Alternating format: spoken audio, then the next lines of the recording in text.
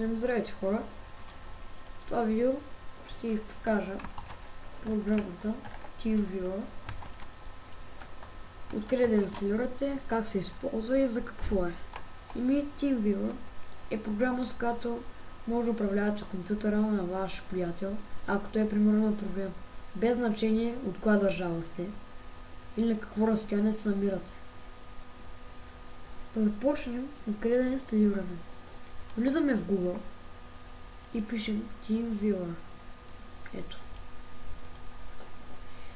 Влизаме в първия сайт, ще го има в описанието и даваме стартирай пълната версия безплатно. Ето тук.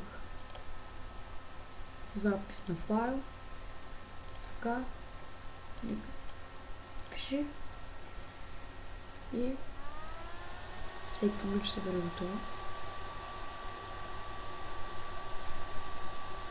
Ето, готово. Отваряме инсталера.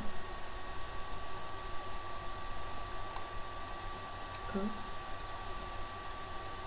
И как искаме да продължим? Има няколко начина. Значи може да го направим да не го инсталираме, но аз ви препоръчвам да го инсталирам направо. И как иска да използвате TeamViewer. Давате за лично или там служебно, или по двата начина, зависимо за какво ще го използвате. Аз ще дам за лично. Даваме на приеми и край. След това даваме тук да. И инсталацията автоматично стартира.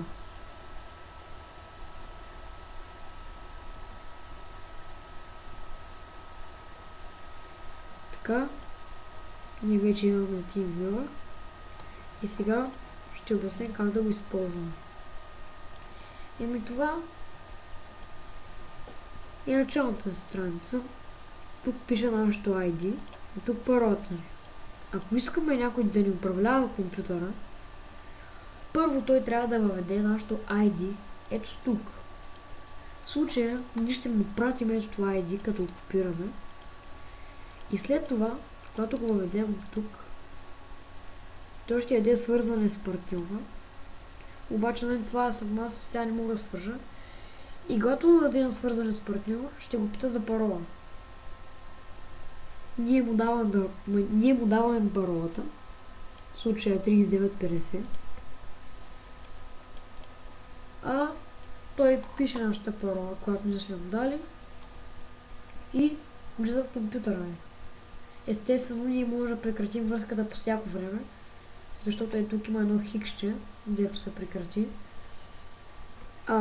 Другото нещо е, когато рестартирате програмата, в смисъл сега като я махна и като я пусна пак, ето вече парол ще е различна и ID-то ще е друго.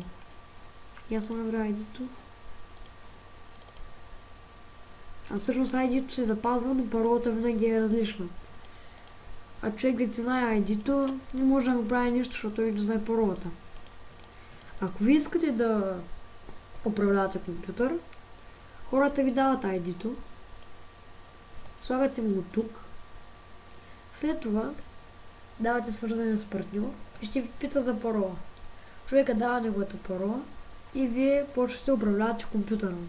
Естествено, той може да прекъсне връзката, когато той си поиска, ако видите, че правите нещо лошо или правите някакви лоши неща. Това беше урока. Надявам се да ви е харесало. Абонирайте се, харесайте, коментирайте и довиждане.